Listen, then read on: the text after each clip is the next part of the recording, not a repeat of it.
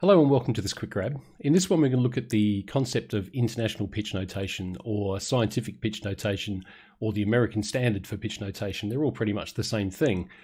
What is it? Well, essentially it's a way of numbering notes on the keyboard in terms of their octave so that we can refer to a specific note. So for example, this C here, which we commonly refer to as middle C because it's the C closest to the center of the piano.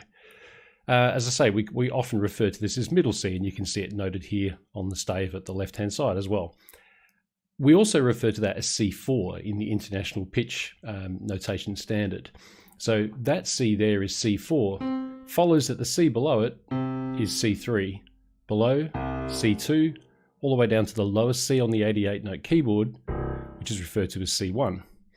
If we carry on up from C4, an octave higher, we get C5, C6, C7, and finally C8, the highest note available on the 88-note keyboard. So the one thing we need to look out for is where the numbering changes. So for example, where is the octave change? Well, we would think it would happen at the A being the first letter of the 7 notes we use in music notation. But it's not, it's the C. So for example here, this is C4, but the B below it is B3. So your octave ranges extend from C to B. So this C3, C sharp 3, D3, let's skip a few, G3, G sharp 3, A3, A sharp 3, B3, finally C4. So the octave changes at the break between B and C. So if this is C4, this is B4, this is C5, and so on and so on. Now, some manufacturers disagree on this.